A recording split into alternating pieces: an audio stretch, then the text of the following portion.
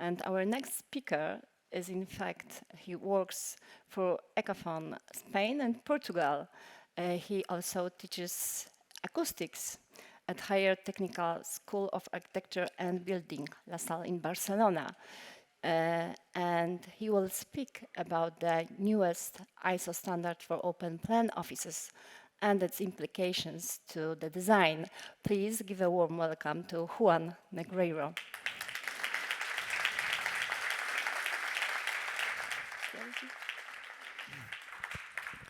Thank you very much, Magda, for the introduction. Thank you, everybody. And first and foremost, thank you very much as well to my German colleagues, Holger, Rainer, Achim, for most of the work is theirs as well, and to Jack Harvey Clark as well for collaboration. So I'm going to present a bit the new standards for those who don't know, the new ISO 22955, and then apply it through simulations to do some parametric case study. So we are well aware after these 2 days of the potential adverse effects that high or exposure to high noise level can have in health, namely distraction, correlation with sick leave, cause #1 of complaints, etc. We also know that good room acoustic treatment can potentially lessen those negative effects. In this study, for example, it has been proven that it can reduce the comfort distance, cognitive stress, etc. So we all know about that, I hope. In order to try to standardize or to help in the designing of these open plan offices, back in 2012, this standard 3382 part 3 was published, and it described a method for measuring in open plan offices. In its first edition, it was stated that reverberation time, there was evidence that reverberation time alone was not enough to describe this type of open spaces. So there are descriptions of how to measure sound propagation acoustic parameters here in this standard. First publication 2012, second revision now, not long ago. After that, there have been some studies on the topic, some of them, like this one I list here, by the previous speaker, where there was some studies about, here is the all the parameters that are listed there, radius of distraction, sound pressure level at 4 meters, D2S, etc., how those correlate with noise annoyance in offices. So in this study, which were conducted measurements in 21 plan offices, it was shown that the radius of distraction predicts noise annoyance, but the other parameters presented in this study, namely D2S, LAS 4 meters, and the background noise, do not predict, in this case, the annoyance that the respondents of these 21 offices gave. I'm going to summarize very blunt here. What does it mean? Acoustic description of the space is necessary, still not sufficient. So this can be one of the triggers, I can put it this way, why the idea of this new standard came along. This new standard, the ISO 22955, it's a new idea where it was published 2021 and it's called Acoustic Quality of Open Plan Offices. The idea here, again, as it says in the foreword, is to bring in the cognitive aspect of noise. Describe principles, descriptors, and measurement methods, and also give a common ground for all the stakeholders involved in a planning out of an open plan office to talk about this. Long story short, what it does is take the parameters that were described before in the 3382-3 and apply them and set target values in different ways that we will see now. So basically, what we do now is we just don't think about the acoustic treatment of the room, but we think about the activity, and we think about, even though it cannot foresee individual differences, but indirectly about people as well. So in the first section of this standard, what it does is, okay, you're going to design an office. Most likely, what will happen in there will fall in one of these 6 categories, okay?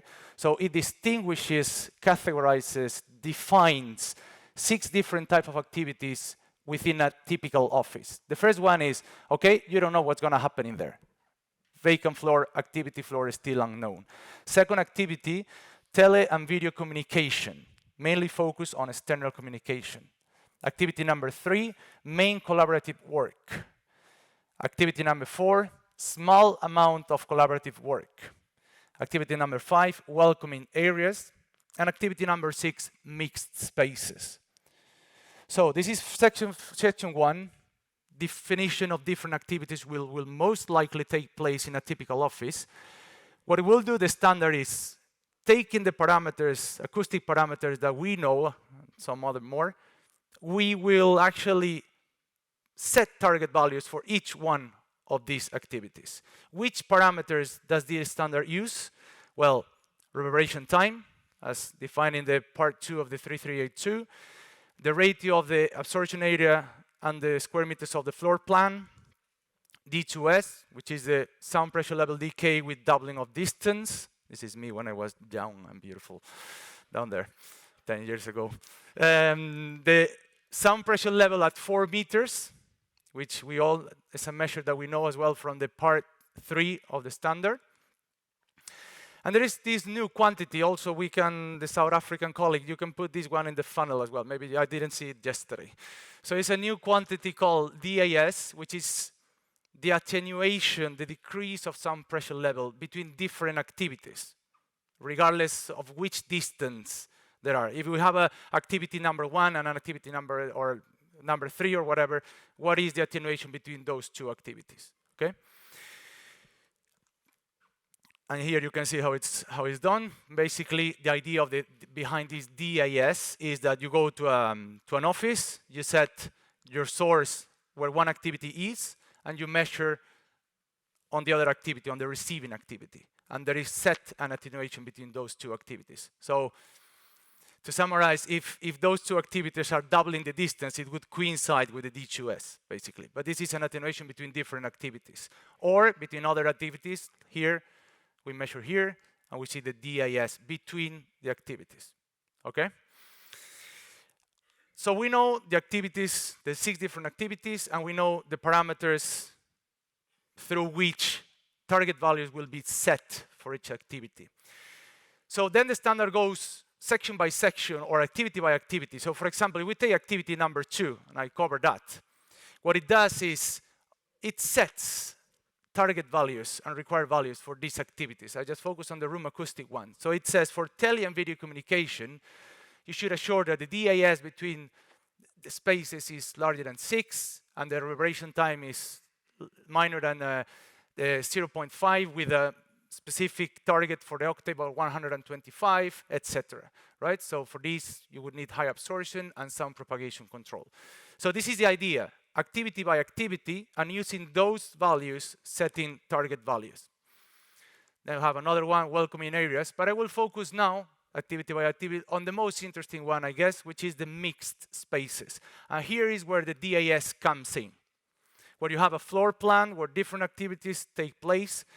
Then there are, the standard gives this table, right? Which we could say, that, and I think that I saw it from Jack's presentation, which I like very much, this arrow here as well, that it's a matrix that focus on noise emission from less noise emission focused phone to social welfare, and on the horizontal axis, distraction sensitivity. For each of these couple parameters in the matrix, it's set a DAS for this activity number 6.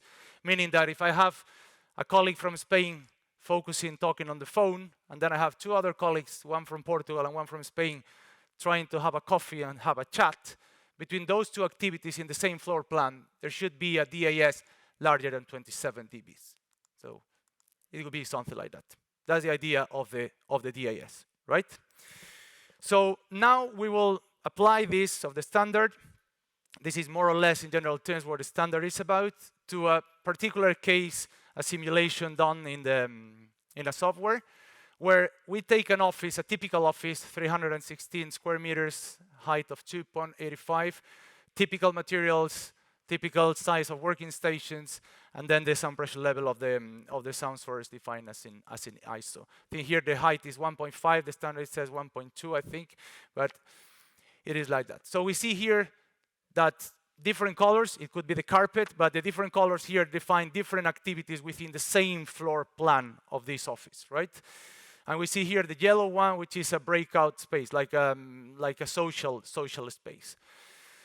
So what we did was to try to take different acoustic treatments on these and do a parametric study. Depending on the type of room acoustic treatments you do you meet the requirements of the ISO 22955 standard for this mixed activity, activity 6? So what we did was a lot of cases here, okay, but you can see that different treatments here on the column, just furniture with a Class A ceiling, with a Class C ceiling, with baffles, with roughs, different coverages, and with screens. So we see different cases here, just for clarifying. Case 1 is just furniture. Case 2 is furniture plus screens that you see between the working desks here. Class 3, Class A ceiling. Case 4, ceiling plus screens, Class A. Class 5, Case 5, Class C ceiling, baffles in the Class C, and then different degrees of coverages with roughs. So basically, different room acoustic treatments. Let's see if we meet the requirements of the ISO standard. This is a bit of a mess, okay? It's a lot of cases to present. I will try to do my best to walk you through. But here in the vertical axis, we have this parameter, the DAS, which is the attenuation between different spaces. And here, sorry, it's in Spanish, is the distance in the horizontal axis, distance from source to receiver. This slide corresponds only to the cases where there are ceilings, okay? The Class A, the Class C, and the screens. So let's take this case, which is case B, situated 4.5 meters from the source. So from the yellow one in the mid-social area to this one. What happens if we don't have any acoustic treatment? What happens is that we have a DAS and attenuation between activities of 2 dBs. If we add a Class C ceiling between these two, then we have an increase of 5 dBs. If we put instead of a Class C, a Class A, we have an improvement of 3 dBs. And if we combine ceiling, Class A, and screens, we got a further improvement of 2 dB. So we would pass from no treatment DAS 2 dBs to screens and Class A ceiling of 12 dBs. Okay? If we take another one now, the D, which is here, right? From the center to here. D is located at 7 meters from the source. What happens? We see here that these two coincide more or less, which is the case 1 and the screens. You see here in this path, there is no screens here. So it's almost no difference between having screens or just furniture. If we add the Class C ceiling, a further improvement of 5. If we add Class A ceiling and screens, is more or less the same again, because there is nothing blocking this by means of screens there, okay? So for ceilings, we see here that the case 4 is the best performing one, which has the Class A ceiling plus screens, as it could have been expected. The difference in delta AS between the best and the worst case is 10.5 dBs. The screens, in average, giving an improvement of the AS of 1.5 dBs. Class A ceiling versus Class C, an improvement of 2.6 dBs. If we focus now on the roughs, on the free hanging units, we see same concept between A and F, the source, no acoustic treatment, 4 dBs, 30% coverages of roughs, 4 dBs more, and 12 dBs if we put either baffles fairly densified or 50% coverage of roughs. See, cases 6 and 7, like 50% of coverage and 100% baffles is more or less similar, and the case 3 and the case A with Class A ceiling and a lot of baffles and free hanging units is similar, though these are average values. It should have to be frequency by frequency. So, I'm sorry, it's a lot of data, but I'm finishing. Again, if we see the attenuation trend by treatment, this is the DAS, again, and this is the distance from source to receiver. We have here the trends of different analyses. We have the no treatment, Class A ceiling, Class C, Class A, and Class C plus or A plus screens. These horizontal lines of these are DAS targets as set in the ISO standard. And you can see that we will meet these DAS requirements very far away from the source, right? For example, if we look at the target values of DAS suggested are not complied with for any combination of the activities that we actually analyzed. If we take a look at this space, F, from informal meetings in the middle to collaborative work, we see that for any of the treatments that were analyzed, this DAS target value is not met, right? Because it's larger than 21, and we have always below for all the cases analyzed. So to wrap it up, this ISO 22955, it improves the knowledge about and expectation about working spaces. I think it's a very innovative standard in the sense that it bridges up the physical part and also the organizational part of it. It offers new acoustic design methods and sets target values and recommendations. And it's also a common language for different stakeholders involved in the acoustic office planning.